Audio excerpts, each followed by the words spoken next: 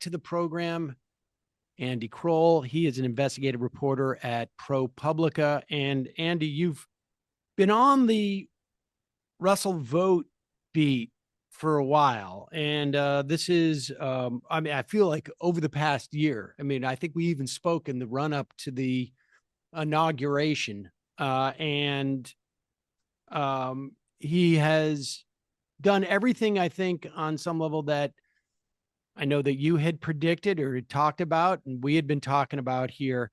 And you did a deep dive into this guy, and really, you've pegged him as the shadow president. It really does feel like between him and Stephen Miller, that's the entire agenda. But let's start with this. What I found really interesting in your piece, or at least one of the things, aside from sort of like the disturbing origins of Russell Vought, was that he was a lot more happy about Doge than I think, certainly at the time that I had assumed he was. But before we get there, give us the background of Russ Vought, because I also learned through your piece that he's a lot more of a cultural warrior than I think I had anticipated based upon his role in the office budget management. Yeah, it's great to be back as always.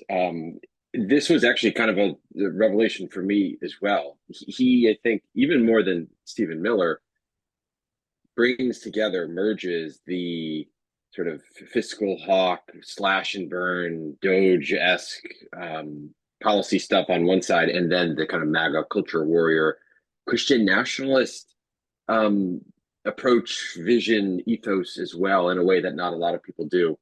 The cultural religious stuff we trace all the way back to the beginning, like the literal beginning. His family upbringing, his mom in particular was founding Christian schools and was speaking to the press. We're going back into like the 80s here, talking about the importance of like teaching biblical principles in public education, talking about how if the country moves away from, what she described as these Judeo-Christian values, principles, whatever, teachings, that the country is going to descend into disease, anarchy, sin. I mean, it's a really dystopic view. So you have that piece that, again, the foundation for him seems to be laid very early. Like, we're talking when he was a kid.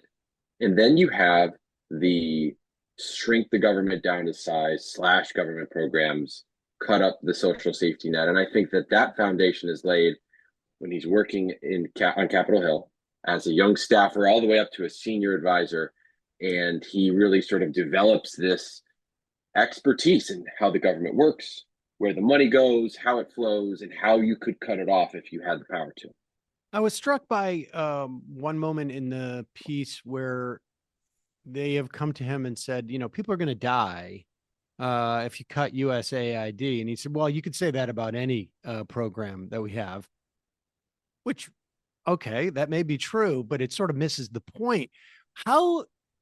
What is the relationship between that Christian nationalism, and he's an avowed Christian nationalist, that Christian nationalism and the idea that we should strip the government of virtually all of its functions?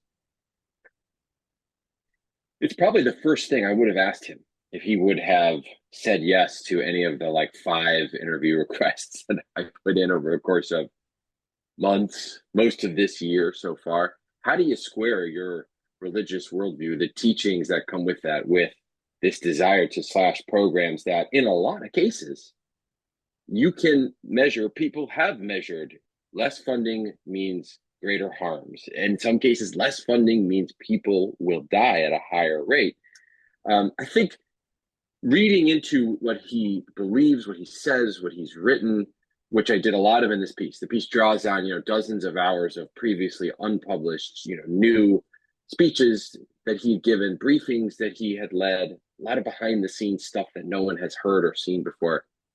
And the way he seems to frame it is that the government, in his view, has gotten to this post-constitutional, corrupted, rotten place. It has completely gone off the rails from what the founders intended, and that if people like him don't go in, and take these drastic measures, firing tens of, if not hundreds of thousands of federal workers, freezing government programs unilaterally, slashing funding that in some cases could lead to greater fatalities, that America as a country will collapse. He said going into the 2024 election, we quote him as saying this, that, that election, 2024 shouldn't be thought of as like on a scale of 1980 or some more contemporary contest. It should be thought of as like 1864. Should be thought of as, this is the election that we have to win, we conservatives, MAGA, etc., or else the American experiment explodes, collapses, the country is lost. So I guess if you look at these questions of why would you want to cut Medicaid, which is so clearly beneficial to low-income families around the country, undoubtedly will lead to poorer outcomes, including death. He would say that cutting these programs, shrinking the size of government, is what his side has to do to try to save America in the way that they believe America should exist. That's the best answer I have without asking him directly. Right. Well, I hate to put you in the position of him again, but how do you think that he reconciles this idea of impoundment, which is what he's doing, or rescission, which is what he's doing, and the opposite? I can't remember what the term is for it, where you actually sort of redirect funds that have not been appropriated by Congress. Mm-hmm. How does he reconcile that with the Constitution? Another very good question. So this one, again, there is a pretty voluminous record of his views on why he thinks the president has these powers. And let's be clear. Article 1 of the Constitution, power of the purse belongs to Congress. Congress writes the laws, appropriates the money. Article 2 says the executive, the president must, quote unquote, take care to faithfully implement the laws that Congress has passed as Congress has passed them. In the way that that has been interpreted for a very long time, the way that most legal scholars, including the late conservative Justice Antonin Scalia, have interpreted the Constitution this way, is that the president doesn't have the ability to say, well, I don't agree with this law that Congress passed. I don't agree with the funding to support it, so I'm just going to freeze it. I'm just going to hold it back because it doesn't align with my vision. That is not how checks and balances, separation of powers has worked in this country. However, Russ Vought has articulated on many occasions that he believes the executive has much greater power than it is currently operating with, that the president does have the essentially unilateral authority to say, I think this money is wasteful. I think this money is woke. I think this money is going toward programs that shouldn't exist. I am going to pause them. I'm going to redirect them, or use these sort of budgetary gimmicks like the quote unquote pocket rescission to essentially zero out the money and prevent it from being spent. And, this is a very contested theory. And I think what he wants is to have contested theory. Yeah. We have the 74 Impoundment Act as statutory authority. We have had multiple, I think, not only have we had Supreme Court cases that have enforced the Impoundment Act. I think it was New York City v. Train. But we've also had the Supreme Court rule that line item vetoes, which is essentially a rescission, right? Where the president says, okay, well, I'm taking this out of the budget. I don't believe in it, is also unconstitutional. To me, there's no controversy about this. It's only controversial in the sense that he's decided that he can do it and there's nobody stopping him. And there doesn't seem to be a mechanism in which to stop him, because we now have a Supreme Court that essentially says, well, there may be problems with this, but nobody has a toehold in which to bring a case. Let's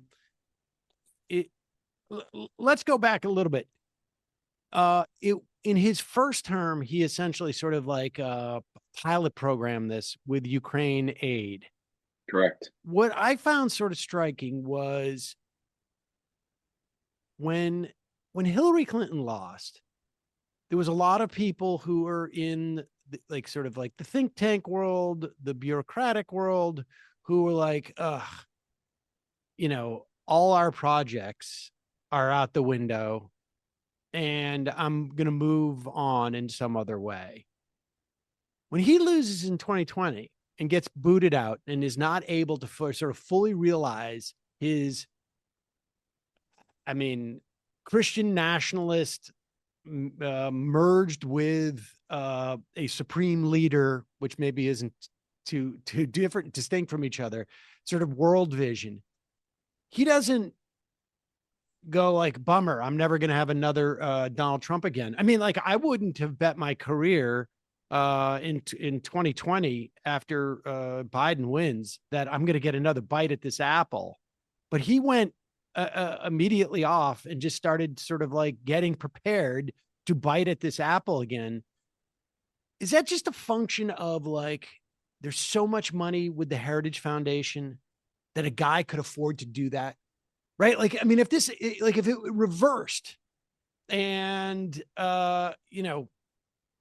Bernie Sanders gets in for 4 years in 2020, in 2016, and they don't get to implement their stuff, I think people would be like, okay, that's it. I got to wrap this up. Now Donald Trump's been elected and we've gone a completely different direction. Because there's no sort of support for a Russell Vought type, like a bureaucrat ideologue to sort of like then get on some type of sinecure. It's a really striking moment in the arc of his career, and really one that I think helps explain a lot of why he's been so empowered and influential now. January 6th, 2021 happens, and you see an exodus of senior Trump administration folks, including people in the cabinet. We forget, like Betsy DeVos. No one's idea of like a squishy moderate says, no, this is it, I'm out, writes an op-ed and leaves. Vought does the exact opposite. He stands by Trump. He goes on to say all the same things about a stolen election and the political prisoners unjustly targeted by the Justice Department who participated in the January 6th riots. Says all that sort of stuff. But more importantly, within days of Trump leaving office, Vought launches this think tank, the Center for Renewing America, and he starts building the groundwork for a potential second Trump term. Now, when you listen to the briefings, the behind the scenes conversations that we got recordings of, you notice in like 21 and 22, there's like a little bit of a mention of like Ron DeSantis. Oh, well, Ron DeSantis. He's there too, but it's pretty obvious almost from the beginning that this is a Trump focused project and that Vought is working to keep the MAGA torch aflame and to essentially take all the lessons from Trump 1, learn those lessons, metabolize them in a certain sense to prepare for what a second Trump presidency would look like and how to avoid all that chaos, all that disorganization, all the mistakes that they made, including the whole Ukraine impoundment debacle that led to Trump's impeachment. We have Vought on tape saying that they were writing the quote unquote actual executive orders, actual regulations, and other legal authorities for our second Trump presidency, that they had drafted some 350 orders, regulations, and other documents that could be used by a future President Trump literally on day one. And of course, that's what Trump ended up doing on day one. He sat in Capital One Arena at his desk on the stage and was handed executive order after executive order and signed them all right there in front of his adoring fans. And I don't think that all of this happens if you don't have Russ Vought toiling, in his years of exile, to use his own phrase, for 4 years to prepare for that moment should Trump win again. Hey, folks, don't forget to hit the subscribe button and check out our daily show. We do it every day at 12 p.m. Eastern for about 2.5 hours. We even take phone calls. You should check that out.